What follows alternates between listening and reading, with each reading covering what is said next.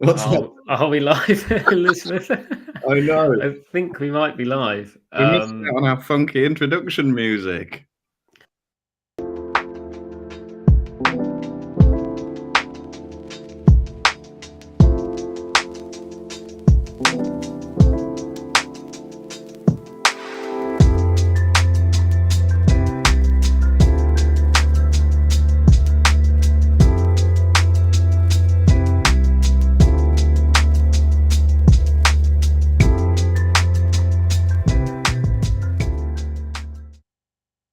This summer, step into the Mediterranean haven of Malta. Crystal clear waters, ancient ruins, and towering cliffs. The iGaming industry is converging in Malta to take on everything from green courses, the hottest tournament tables, courts, lanes, and of course, the UNESCO city of Valletta for iGaming Next 2023. A week-long festival experience rounding up with the biggest high-end European pool party, Showers, celebrating its 10-year anniversary. Join over 4,000 senior delegates and top affiliates from all around the world alongside industry giants for an unforgettable iGaming festival week. iGaming Next 2023. Contact our sales team for sponsorship opportunities.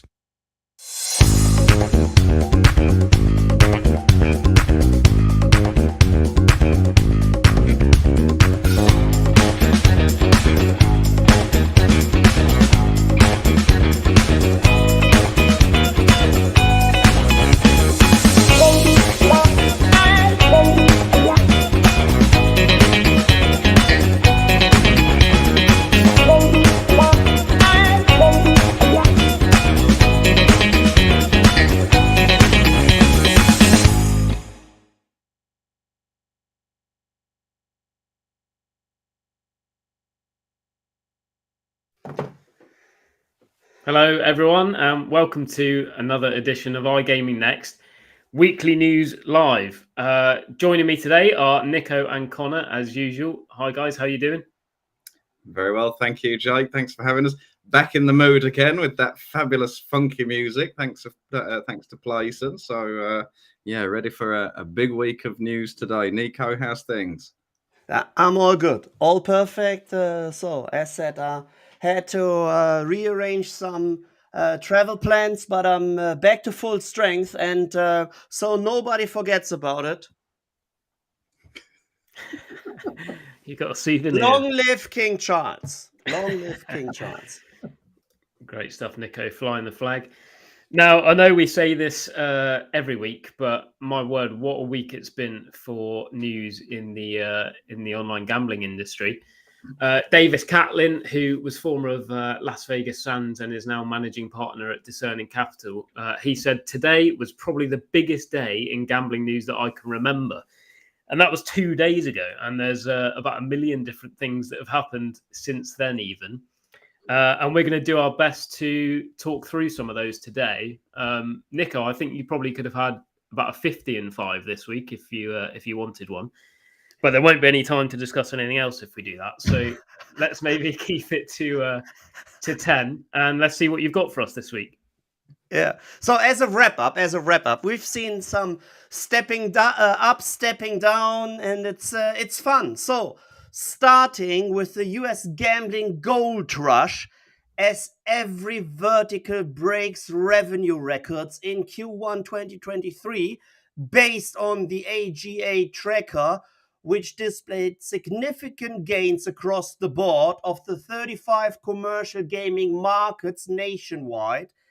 18 set new records for the quarter, and its totaling in the US commercial gaming industry has delivered a revenue record of 16.6 billion in Q1 and Q1 2023, and 25% of which was generated online.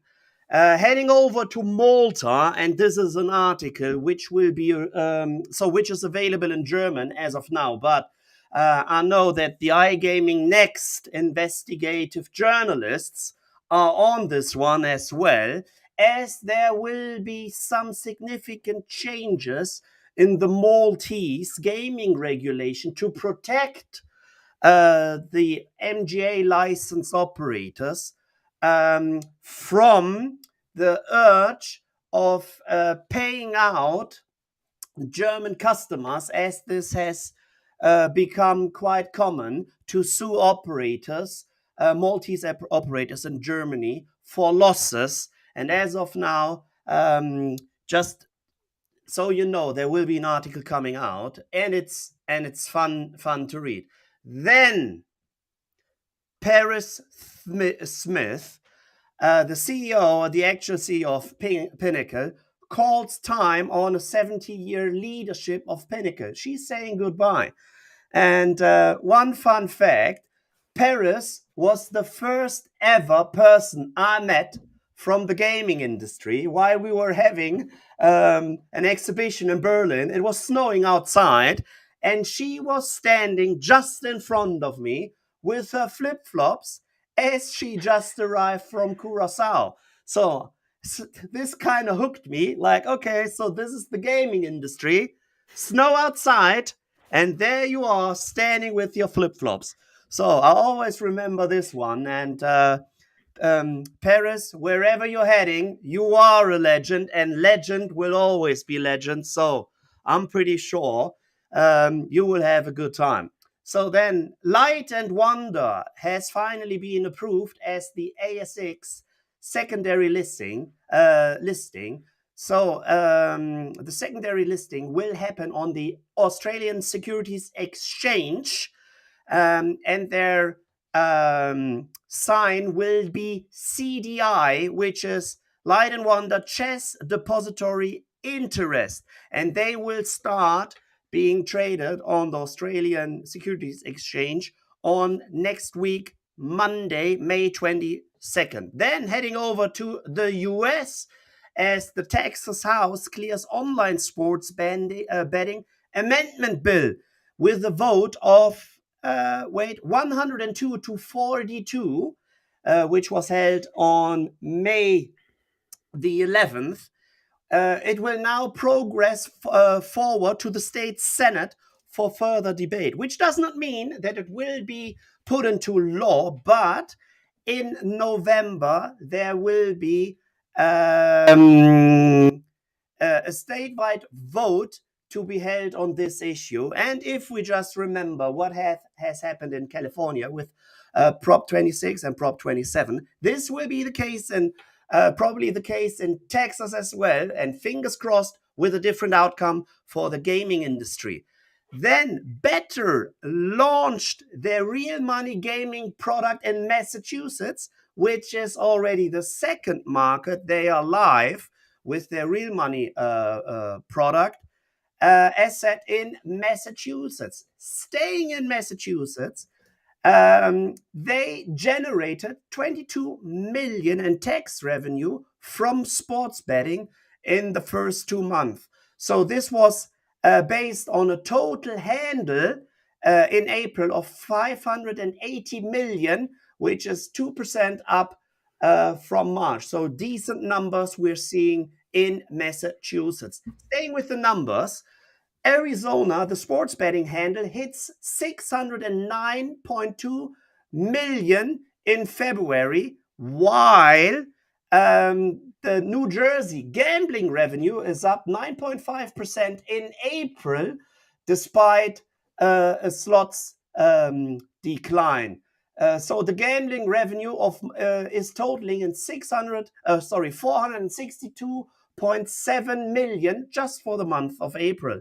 And last but not least, we will see text gaming in Ecuador, as Lasso is demanding a 15% transactional tax on sports betting, which will apply to either domestic sports betting operators and or active operators in the market of Ecuador. And just to give you a little bit of an overview, Ecuador is as big from a GDP as Ukraine, slightly smaller, and in US numbers, just let me look this one up, it is as big as Mississippi.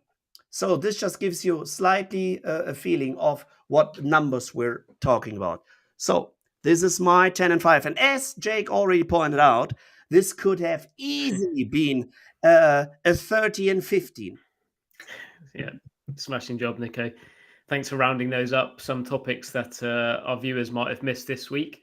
And they're joining us thick and fast in the chat as well, which is always great to see. I'd like to say hello to Elizabeth and to Michelle and to Vasela, and also to Katie, who joined us just in time for 10 and 5, which we know is her favourite feature. So good timing, Katie. If anyone was in New York last week, I hope you had a good trip.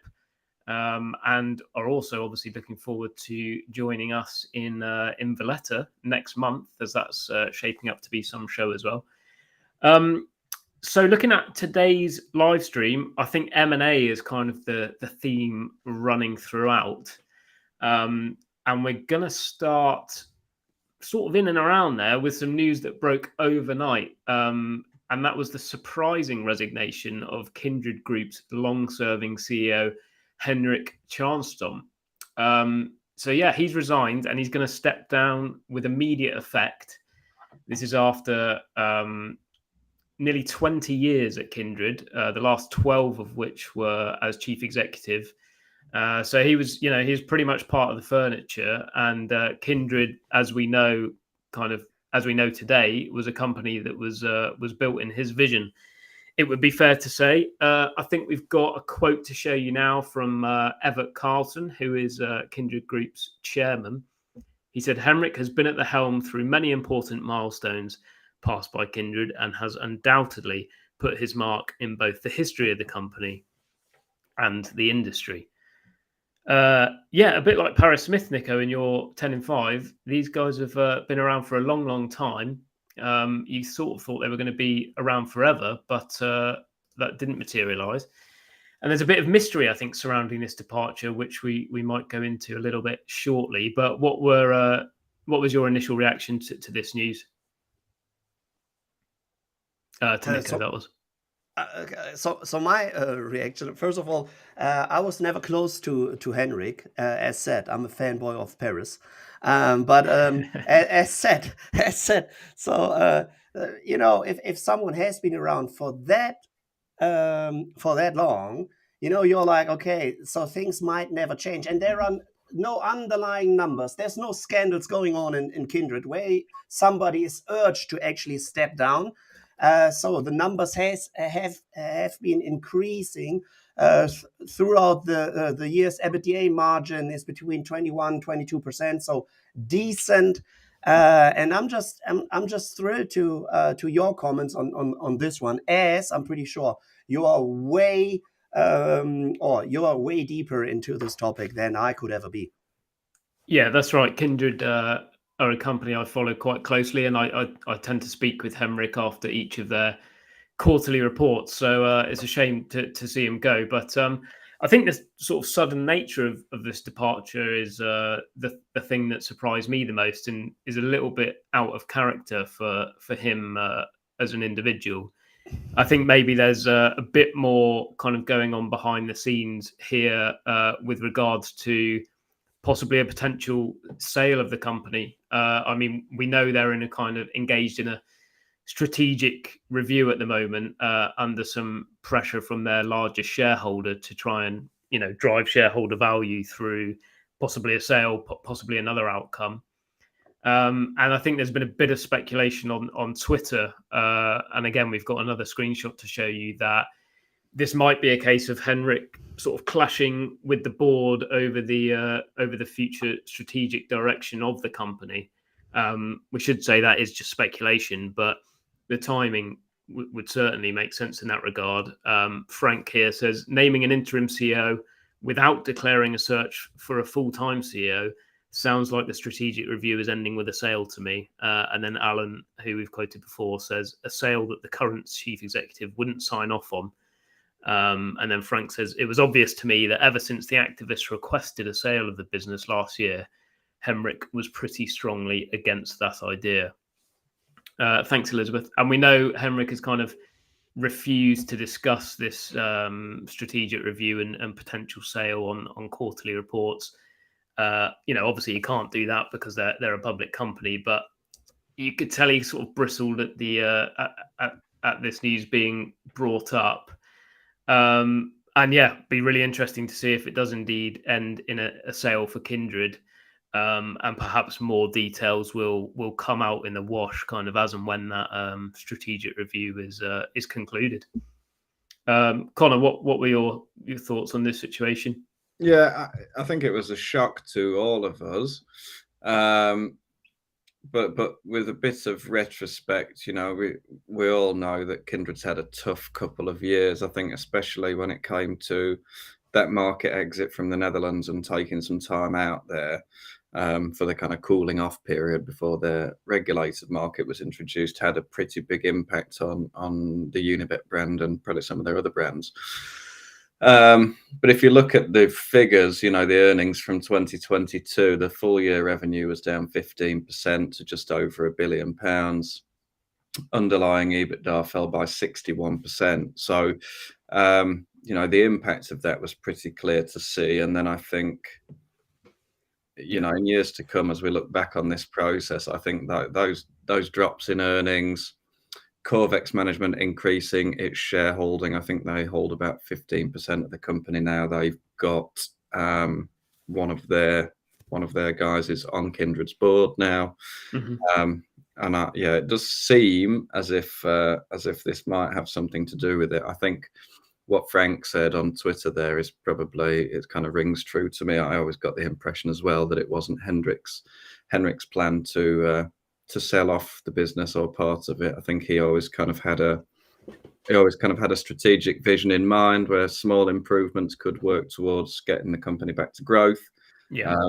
But obviously perhaps patience has worn thin there among the rest of the board. Yeah, exactly. Maybe a kind of Succession style boardroom drama happening in the background, but then again, maybe not. I think you're right to point out the financial results, especially the ones from last year. I mean, 2022 was a bit of a disaster for the company, really.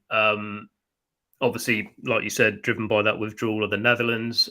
They said even the World Cup was disappointing at the back end of last year. And I think Nico said at the start that it looks like they're kind of ticking up nicely again this year, and perhaps he thought he could turn things around. But actually, a lot of the revenue increases from this year are purely masked by that re-entry to the Netherlands, which they were in already. And actually, if you strip that out, mm-hmm. Their revenue was down 3% on a constant currency basis in Q1. So the declines are sort of ongoing and perhaps point at something a little bit more structural. And then I guess, that sort of calls some of their strategic decisions into question, you might say. Their US strategy, obviously, is that they're kind of, they've not made any impact there, and it's proven expensive, loss-making. You could argue they're kind of paying the price in the short term, at least for their really highly regulated market strategy. We've pointed out the sort of regulated revenue mix of them before is in the high 80s, which is in pretty drastic contrast to some of their competitors that focus on more emerging markets.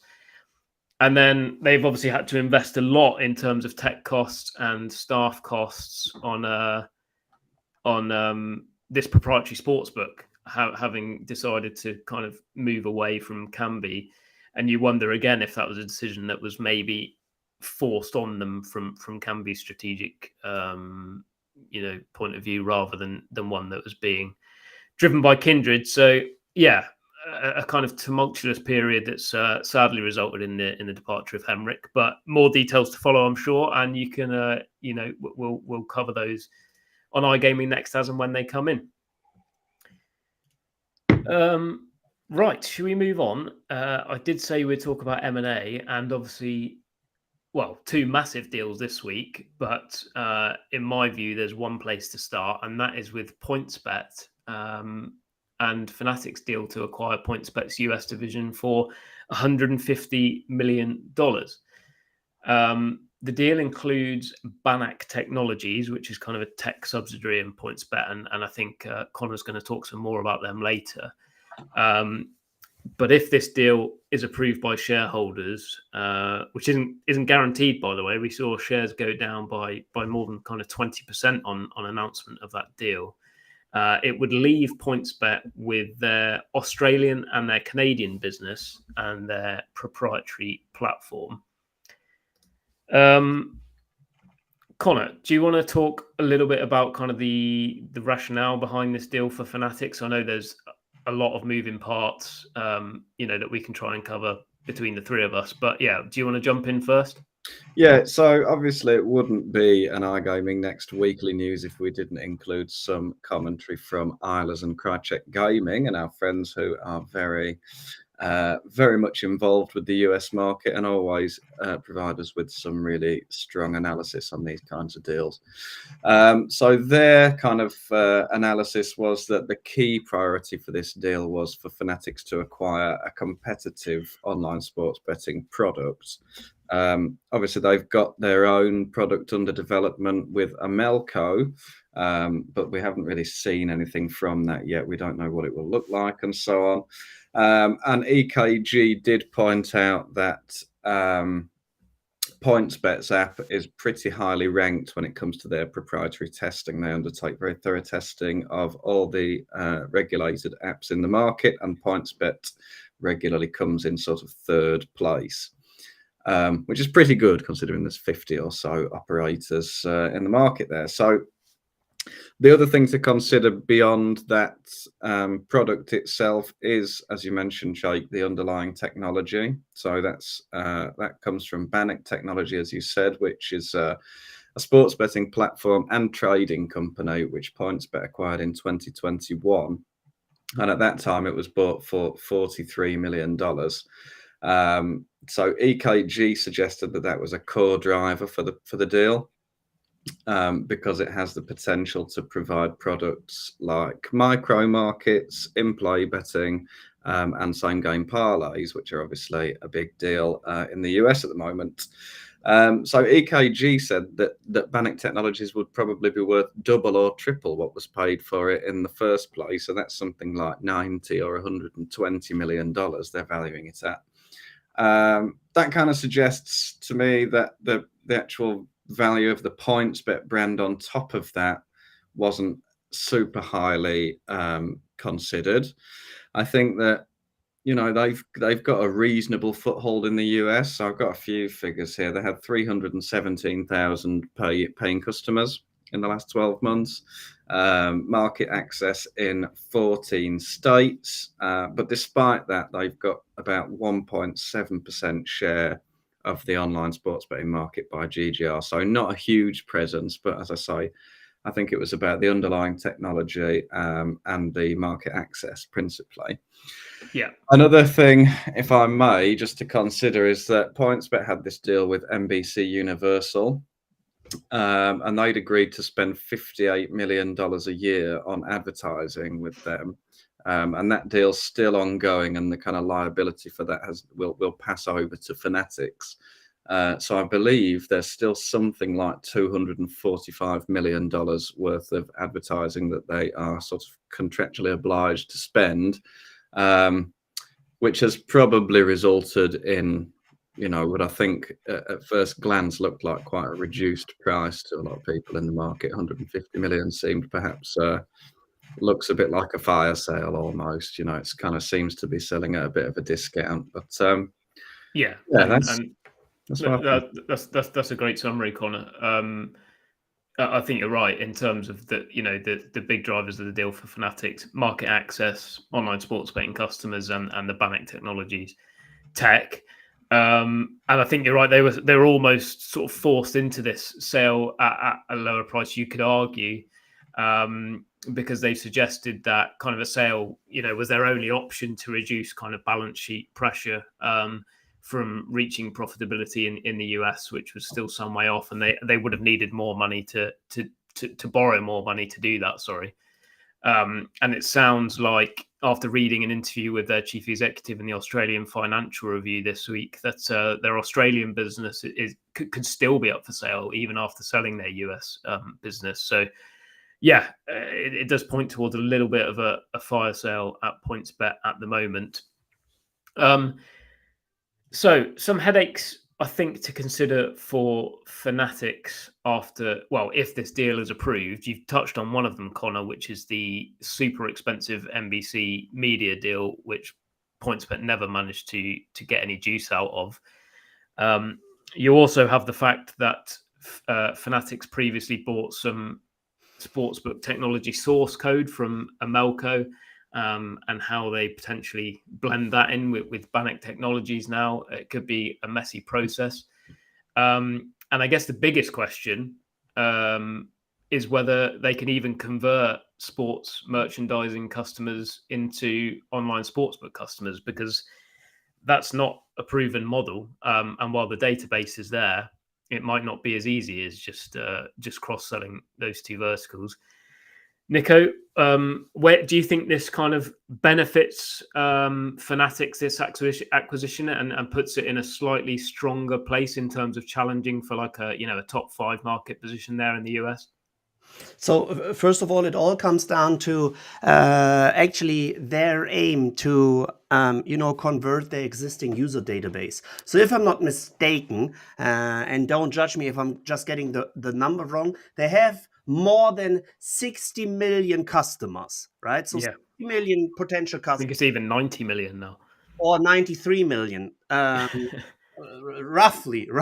So it's all about converting these existing ones and just to extending their sales. So when we had the talk, and I just like to quote this once again, when we've been talking about DraftKings, how they are actually able to convert 65% of their existing daily fantasy sports customer database, even if Fanatics are just able to convert 20%. We are roughly speaking about 20 million customers. So having 20 million customers within your own sports betting user database, this will just put you at least into the top 5 by market share. And this is what they've always been aiming for. So as soon as any sports betting operator has been for sale, there was always the name of Fanatics coming around. They had been talking with Kambi. They had been in talks with each and everybody. And now they just finally made the move with PointsBet. I'm pretty sure they got a decent price, even if there are still advertising spendings attached to this one, which you should for sure, first of all, add up to the overall numbering. But this also always comes, with advertisements. You can still spend on this one to get your foot into the door, your foot into the market. And I'm pretty sure that was a decent and smart move from Fanatics, as they always had been looking for to enter the actual sports betting market as well. Yeah. Great stuff, Nico. And we know that they've got a big balance sheet and even bigger kind of aspirations, really. And they're not going to be satisfied with just a 4th, 5th position in the US. And I guess the question a lot of people have been asking is, will this acquisition allow them to challenge DraftKings and FanDuel as the market leaders? And luckily, a few people, probably a lot smarter than us, have decided to try and answer that question this week. Including Chris Grove, who put together a pretty good Twitter thread on this topic that I'm hoping we can show you now. He said, does the deal materially improve Fanatics prospects? He said, yes, securing the talent matters, securing access in Michigan matters, and having online casino up and running in multiple state overnight matters. And then he's gone on to say, one way of thinking about the acquisition is it gets Fanatics closer to the minimum needed to compete for a top 5 position, but it definitely doesn't vault them into a top 3 spot overnight. So interesting. And we haven't even talked about that online casino access of PointsBet either. That's presumably another big driver in this deal, although I don't know how vocal Fanatics has been about its aims for casino. And then the other commentary on this came from Eilers and Krychek, unsurprisingly, in their weekly newsletter, the EKJG line. I can never say that properly. And they said, yeah, are they going to challenge the duopoly now? And their answer was Fanatics Imelco product is still unproven. So is the business model of converting sports merchandise customers to sports bettors, as we alluded to earlier.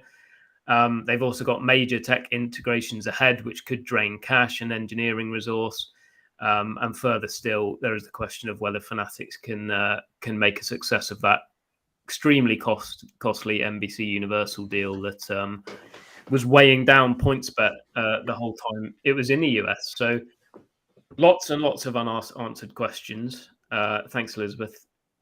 We'll do our best to speculate in here, and I know people who are in the chat are being quite vocal on this topic and on Kindred as well. Perhaps we moved on a bit too quickly from Kindred. We might have to revisit it after this, but yeah, fascinating stuff, and possibly the first move of many we're likely to see from Fanatics flexing its M&A muscles. Yeah, first up, we got to wait and see what happens in June at the when the shareholders vote on the deal, because we still don't know, do we? Yeah, exactly. Good point, Connor.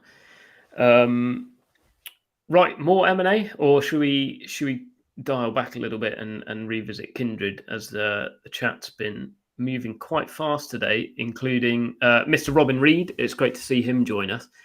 He said the new CEO is really strong and a great strategic marketeer. He could certainly accelerate growth. And I think he's alluding there to Niels Anden, who is actually the chief commercial officer at Kindred, and he's been appointed as Henrik's interim replacement.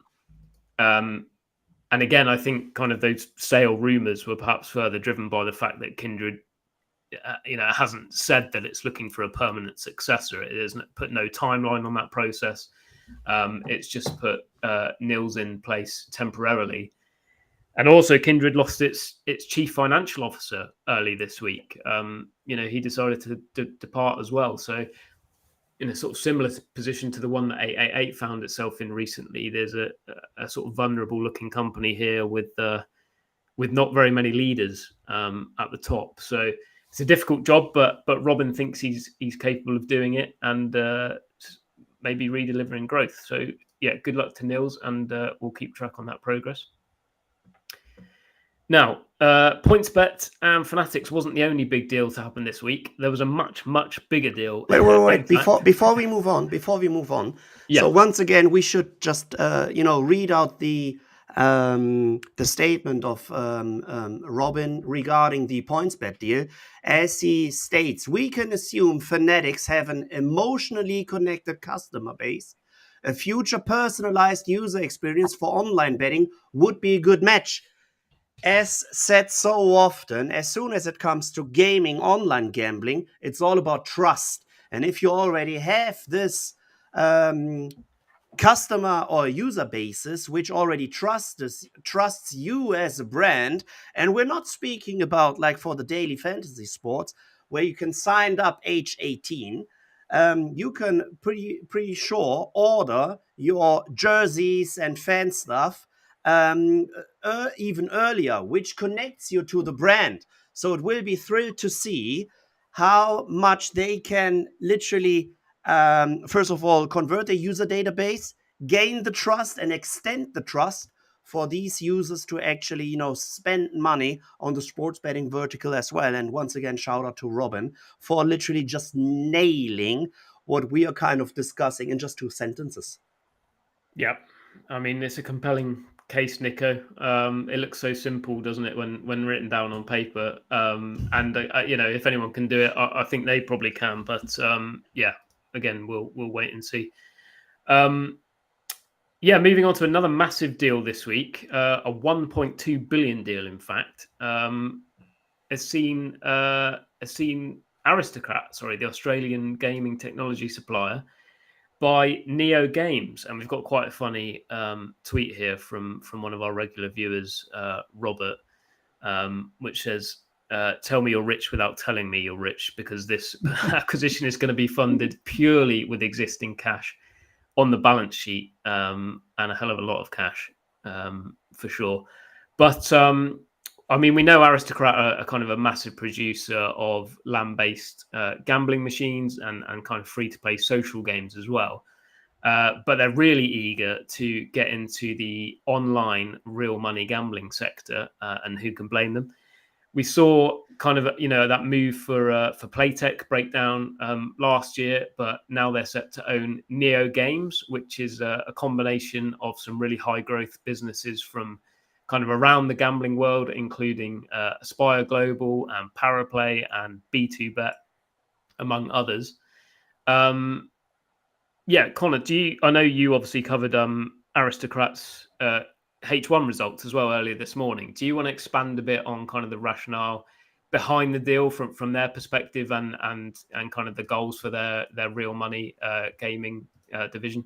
Yeah, absolutely. So, as Robert quite rightly pointed out on Twitter, they are quite literally putting their money where their mouth is when it comes to the real money gaming sector. But I suppose what's quite interesting about this deal is as you mentioned, the number of different businesses that are actually contained under that NeoGames umbrella. So NeoGames itself is primarily focused on iLottery. You have the Aspire Global brand with its focus on iGaming and online casino. Paraplay is, of course, an aggregator, and then you've got the sportsbook technology side with BetaBet. So it's a really transformational deal for Aristocrat, and I think it's going to change what the business looks like in quite a fundamental way moving forward. But as you quite rightly mentioned, this kind of follows on from their previous attempt to get into the RMG sector via an acquisition, which was their attempt to take over Playtech last year, which kind of fell apart to quite a lot of fanfare in the industry. There was lots of discussion around that at the time. Feels like a lifetime ago now, I must say. But yes, this discussion was ongoing for the last year, Aristocrat said. And I think the main kind of argument behind acquiring this business was they said it was their solid technology stack. So they have a proven player account management platform that's been used in Europe and can be leveraged into the North American market, which is Aristocrat's largest market when it comes to the land-based sector. So it's not the only way in for Aristocrat to the real money gaming sector. It's got a kind of two-pronged approach here. It's using a build and buy approach.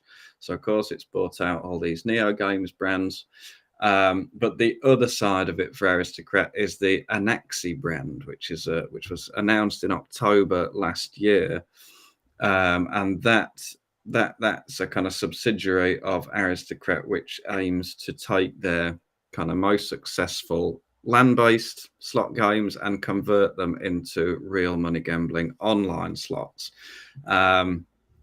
So I think it was quite an unusual business, Aristocrat. I think there was a lot of questions around why it wasn't in the real money gambling sector, because it's a leading supplier of land-based slots, and it also has this Pixel United business, which is a massive social gaming, free-to-play online casino business. And so, the real money sector was just a kind of bit of a gap there in the middle for Aristocrat, and it's been looking at it for some time. But yes, I mean, let's see what happens. Again, that needs shareholder approval. But as of Monday, 61% of the shareholders had already agreed to the deal. The board of directors has approved it and recommends it unanimously. And as I say, 61 have approved already, 61%, but it's only required 2/3 of the shareholders to approve it. So another 5 or 6% to approve it, and that deal will be going through. But yeah, bit of a seat change at Aristocrat, looks like. Yeah, for sure. And Pierre, obviously, who joined us in the comments today, has this week put out a really interesting pod with Saki Maimon, who is the chief executive of Aspire and also the president of NeoGames. And it talks about sort of the phenomenal growth that Aspire over the last few years, which Pierre said was one of the most legendary runs in the industry. And Robert points out that growth at Paraplay has actually been similar over the last 3 years. Describes it as stunning and says it's also worth a deep dive. So there you go, Pierre. Maybe that can be your next podcast guest. But yeah, one of the best things I saw from that pod was Saki kind of said that because Aristocrat is based in Australia and NeoGames is based in the US and Aspire and the others are in Europe, that kind of at least one of the teams had to work right through the night, during these discussions to get the deal over the line. So probably an incredibly tiring period, but one that will be well worth it in the end, I'm sure. Nico, you've been quiet on this deal. We want to bring you in here. Any thoughts? Yeah, so just getting back a little bit to the numbers and why this is such an amazing track record by Saki. Also based on the podcast. So when Pierre and Saki talked a couple of years ago, Aspire Global was worth or estimated 40 million euros. So just keep the 40 million euros in your mind. Saki sold Aspire Global last year in June 2022 for 400 million. So then he became president of NeoGames, and they just announced the deal on Monday this week worth 1.2 billion. So just with the numbers, it just reads and feels like a fairy tale. Usually or quite often, especially with the interest rate where they are as of now, money doesn't come easy, money doesn't come cheap. And if aristocrats wouldn't see this kind of, value in the overall NeoGames and the offerings of the NeoGames umbrella, they wouldn't kind of open up their pockets so deep. And just to quote what Robert already pointed out, don't ask me if I'm rich. We are speaking about, retail business, retail operations, where they are dealing with cash and usually cash only. Customers enter your premise, pay by cash, that's it. And of course, they have quite a decent amount of liquidity on the balance sheets, and that's why it's a cash only deal. Yeah, awesome stuff. And we've got some more really fascinating comments as well from Robin and Pierre again in the chat. Robin says, I believe proven ability of fleet management and execution strength with regards to meeting regulations was a key driver. And so is probably the strong and emerging aggregator business, which can help distribute one of the strongest content catalogs there is. Talking about Aristocrat's IP there, of course. I did say we had lots to discuss this week. I feel like we've barely taken a breath, but let's move on into our fourth and final story today. One more thing. Sorry to interrupt. Because we have quite a nice feature, and we've been seeing it already. You can always scan the QR code, which is on top of your monitor, and read the full story. As said, we are just flying through all the articles, and if you want to have a deep dive with the official iGaming Next article, feel free to just scan the QR code, and this will give you the chance to actually read the full story, as we can just pretty much give our own thoughts and just touch down on what is stated within the comment sections as well. Yeah. Legend, Nico. Thanks for the plug. You're a true pro, and you're right. We can only sort of scrape the surface on this stream. So if you want to deep dive into the articles, do scan the code at the top of the screen there. It's a shame we've not got another interactive feature, maybe a poll for our audience to vote on, because I was stuck between two stories for our final story this week, and that was Catena Media's financial results and their struggles and potential sale as well.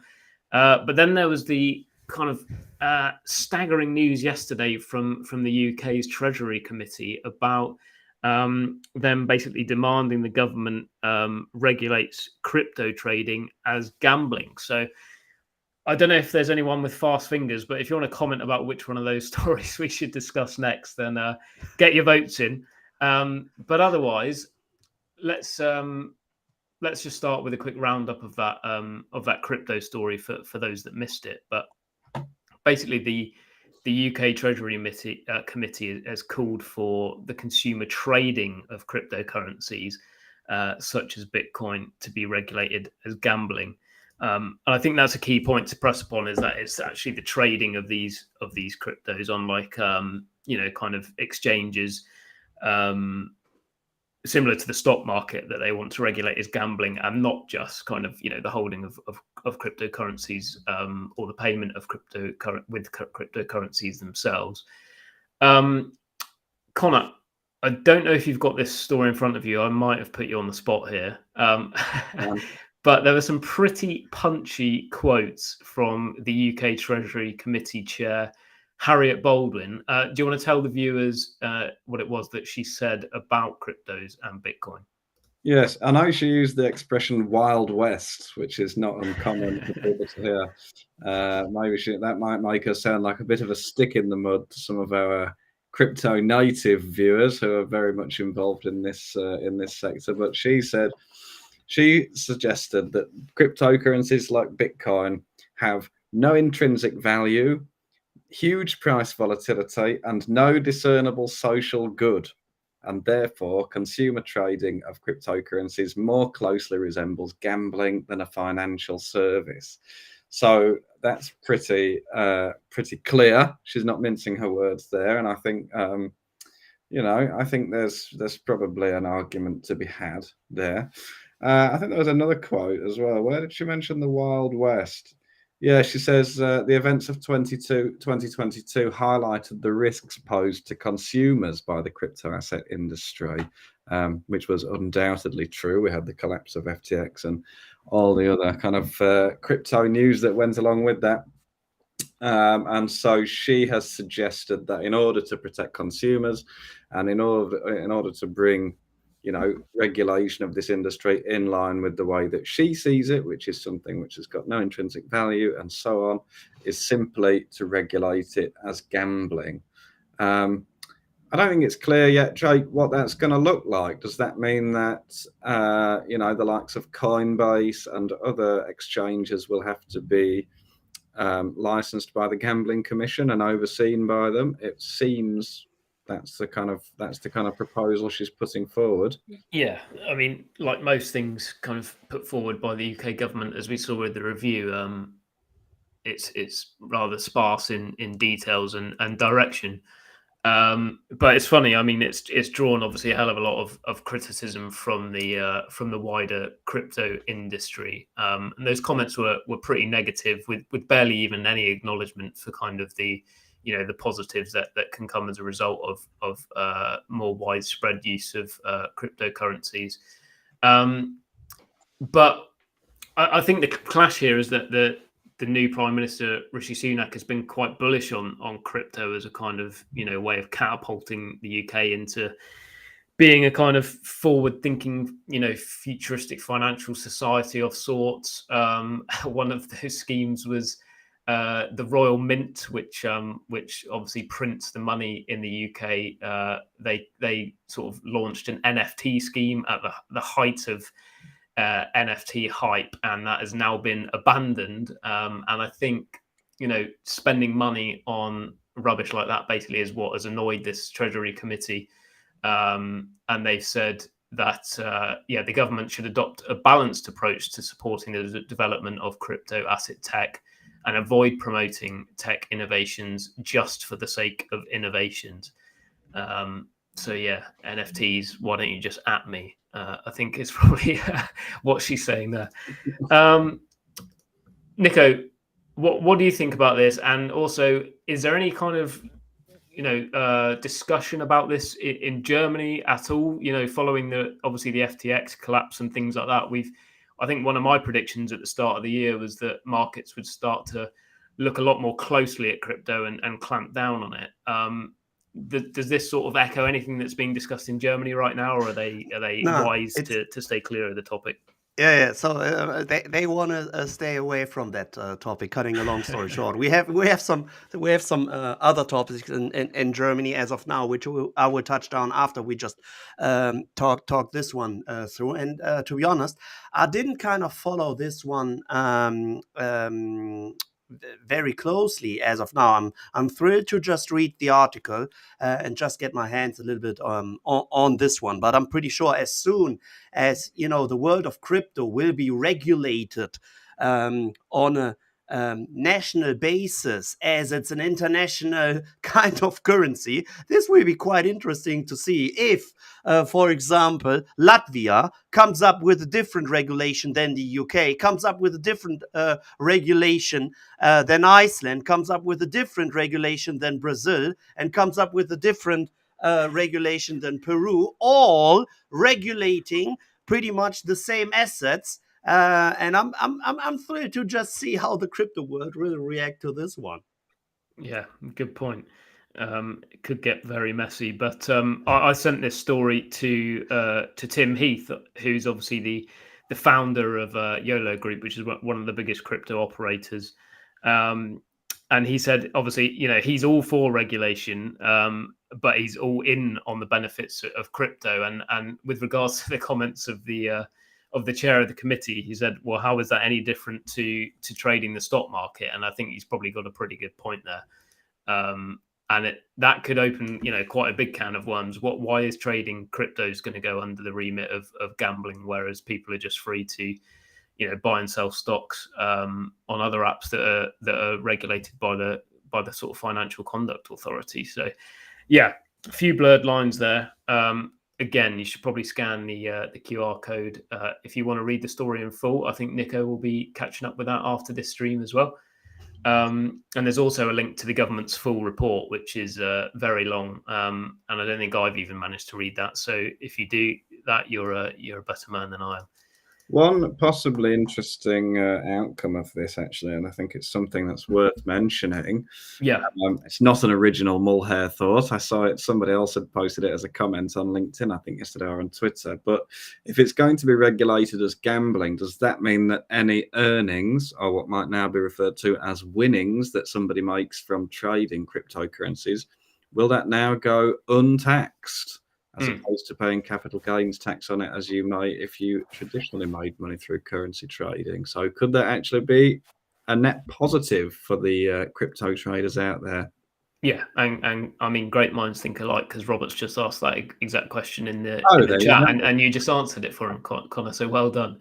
Yeah, I mean, they do pay tax now, and I think what was the figure in the story, Connor? It was something like H&M Revenue and Customs estimates that I think 10% of the UK population either holds or has held cryptocurrency. So yeah, any sort of wide-ranging regulations could affect a few more people than you might think.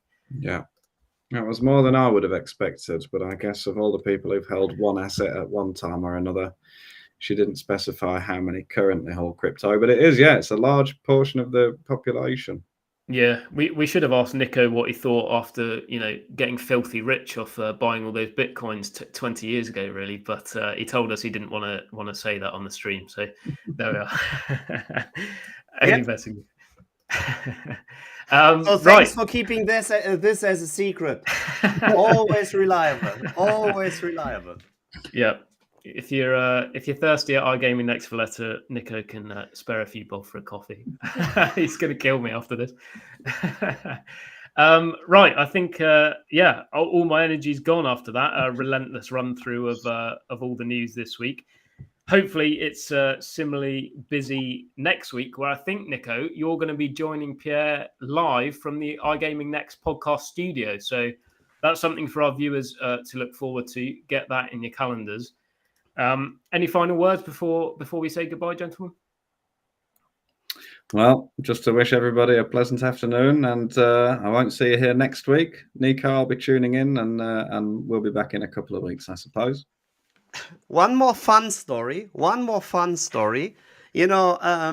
The regulation in Germany, or how people actually put it, it's madness all the way down the road. So there's another funny law which might apply to all licensed entities in Germany regarding the subject of bank transfers. So this is based on a European Union AML directive, which, German government sees a little bit different than the rest of Europe, resulting in, as soon, and this is an official statement, as soon as a customer pays out winnings, the subject of this bank transfer must be winnings from gambling. Guess what happens if a transfer of XYZ named as winnings resulting from gambling hits your bank account? Correct. So I was speaking to all my boys and girls from the banking industry, and they are like, okay, Nico, first of all, each and every transaction is monitored, meaning, of course, they will just scan each and every transfer based on keywords. As soon as, whatever kinky thing or gambling is mentioned, every checkbox for alarm is marked, resulting in your overall bank risk rating, is increasing. So if you just, first of all, regulation should always, lead to a safe haven for your customers. But, having this in mind, this is once again a marketing campaign for all black market operations, because if you are, following the rule set and apply the rule set, you will for sure harm your customers just by following the rule set. So if I would, be forced to decide whether I will sign up as on a licensed entity, which might result in a risk rating from my home bank, from my bank, into we will never give you anything, Nico.